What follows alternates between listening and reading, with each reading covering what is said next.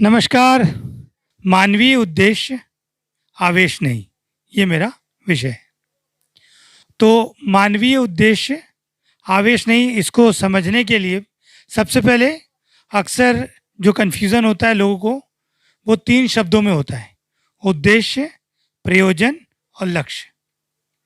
तो इनके बारे में क्या क्लियरिटी है, एक बार आप लोगों से पूछना चाहूँगा। क्यों प्रयोजन और उद्देश्य एक ही चीज़ है कि अलग अलग है? अलग अलग।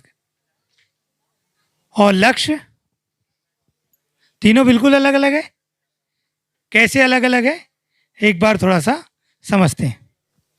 सबसे पहले प्रयोजन के बारे में समझते हैं। प्रयोजन क्या चीज़ है? ये पूरा जो एग्जिस्टेंस है, ये पूरा जो अस्तित्व है, अस्तित्व में जितनी सारी चीज़ें नज़र आ रही है, प्राकृतिक रूप से पेड़ पौधे, छोटी छोटी चींटियाँ, कीट पतंगे, हर चीज़, वो हर चीज़ किस लिए है? वो सब किसी एक दिशा बह रही हैं, किसी एक दिशा में, एक दिशा की तरफ चल रही हैं। वो एक कॉमन दिशा है जिसको हम अस्तित्व का क्या कहते हैं? प्रयोजन कहते हैं। तो वो कौन सी दिशा है? पूरे अस्तित्व में सारी चीज़ें किस तरफ मूव कर रही हैं, मालूम है आप लोग को? उस प्रयोजन को यहाँ किसको मालूम है?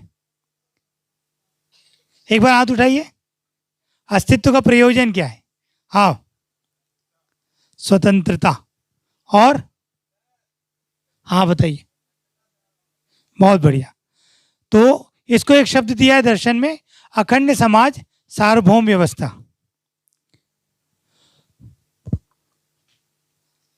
अखंड समाज सार्वभौम व्यवस्था। क्या मतलब है इसका?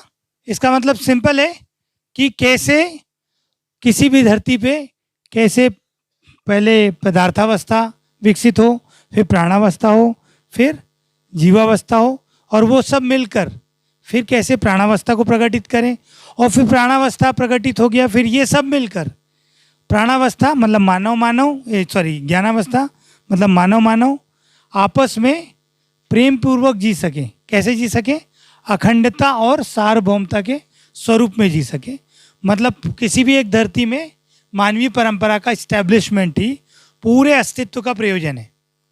ये सारे ग्रह, गोल, नक्षत्र सारे इसी तरफ काम कर रहे हैं ताकि किसी एक धरती पर ये चारों अवस्थाएं विकसित हो, और वो उस धरती पर किसी मानव का अनुसंधान होकर ज्ञान हो, और सब मिलकर उस ज्ञान की परंपरा को समझते हुए धीरे से यहाँ तक पहुँच जाए।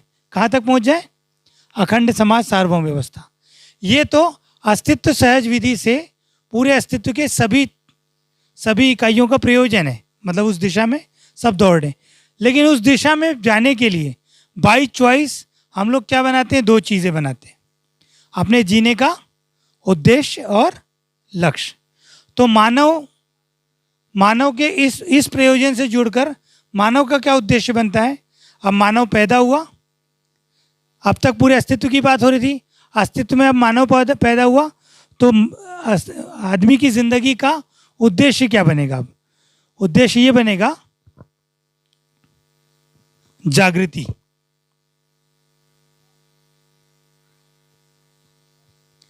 जागृति ही मानव जीवन का उद्देश्य है।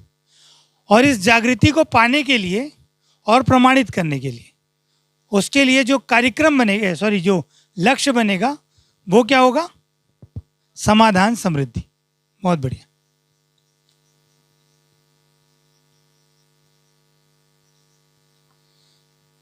तो इस तरह से ये तीनों चीजें कनेक्टेड दिखेंगी आपको। अस्तित्व का प्रयोजन है, उसमें एक मानव जागृत हो जाए और जागृति को प्रमाणित करे, और जागृत होने और जागृति को प्रमाणित करने के लिए जो अपने जीवन के लिए वो जो लक्ष्य बनाएगा, वो क्या बनाएगा? प्रश्नों के उत्तर पाना और परिवार में आवश्यकता से अधिक का उत्पादन करना। परिवार यानी मानव के बीच में और मानव प्रकृति के बीच में वो हार्मनी पूर्वक कैसे जिए। अब जब भी परिवार बोलते हैं तो हमको क्या लगता है कि परिवार मतलब वो छोटी वाली इकाई, लेकिन जब भी मानव इकट्ठे हुए तो परिवार, और वो कितनी भी बड़ी संख्या में हो सकते हैं। एक समय हम जब अपने आप को रक्त संबंधी की दूरी पर देखते हैं तो हम हमारा परिवार, पति पत्नी, बच्चे, माँ बाप इतनी जगह पे सीमित हो जाता है। जब हम और बड़े सर्कल में देखेंगे तो एमसीवी के परिवार भी एक परिवार, और बड़े सर्कल में देखेंगे तो गांव भी एक परिवार। हर परिवार में समृद्धि, हर परिवार में समाधान, समाधान समृद्धि। तो ये हो गया आपका लक्ष्य। अब आते हैं हमारे टॉपिक पे। टॉपिक है मानवीय उद्देश्य, आवेश नहीं। मानव का जो उद्देश्य यानी जागृति, या आवेश नहीं। तो क्या है आवेश नहीं, क्या है? तो ये टॉपिक मैं पर्सनली देखता हूँ तो मेरे लिए ही भैया ने सेलेक्ट किया, और उसके अर्थ को मैं पहचानते हुए मैं ये देख रहा हूँ कि ये किसी न किसी समय मुझे बार बार ये जो उद्देश्य जो है ना, एक आवेश की तरह महसूस होता ही था। तो उसको ठीक से ध्यान दिलाने के लिए शायद मुझे ये टॉपिक दिया गया है। तो मैं इसको ठीक से समझ भी रहा हूँ कि क्या है कि मानवीय उद्देश्य क्या चीज़ है, वो आवेश नहीं है, कैसे नहीं है। अक्सर मेरे दिमाग में ये रहता था कि मानवीय परंपरा बनाना हमारा उद्देश्य है। मानवीय परंपरा बनाने में चाहे वो एमसीवीके का सफल होना या जिग्लू का सफल होना, ये सब मेरा उद्देश्य बनाए, और उसको बनाने के लिए लोगों को इकट्ठे करना, जो भी ये सब काम है ही। लेकिन इसको करने के लिए हम कैसे भी करके कन्विंस कर लें तो एक तरह का एक आवेश क्रिएट होने लग जाता है, जागृति को उद्देश्य ना बनाकर व्यवस्था को उद्देश्य बना लेने से।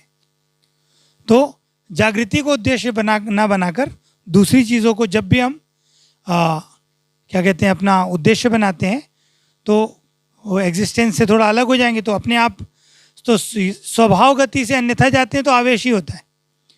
तो आवेश की परिभाषा उसमें बड़ी अच्छी लिखी है कि भ्रमपूर्वक जितने भी कार्य व्यवहार होते हैं वो सब आवेश। भ्रमपूर्वक जो भी कार्य व्यवहार होते हैं, मतलब सीधी सी बात है, स्वभाव गति में नहीं चल रहे हैं तो सब आवेश ही है।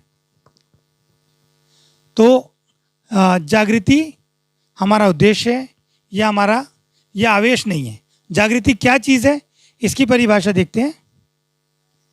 ज्ञान, विवेक, विज्ञान, संपन्नता, यही क्या है? जागृति है। यानी क्या, क्यों, कैसे का उत्तर। क्या, क्यों, कैसे का उत्तर ही जागृति।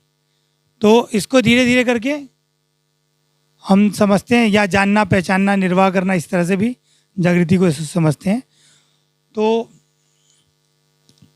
जागृति जो है वो उद्देश्य, वो आवेश नहीं है। इस बात से और मेरे को ये भी ध्यान जाता है कि एक बात ये भी कही जाती है कि समावेश से ही अपन गति कर पाते हैं, विषमावेश तो हम डल होके बैठ जाते हैं, और जब समावेश होता है, कुछ करने की ज़्यादा उत्साह होता है, तो हम कुछ करते रहते हैं।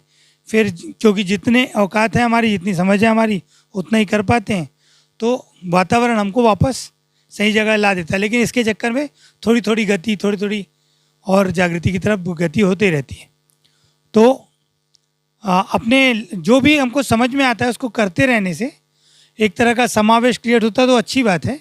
लेकिन इसको जागृति को आवेश के रूप में लेने से अच्छा है। जागृति को बिल्कुल जागते हुए इसको पहचानने की चीज़ है हर चीज़ को।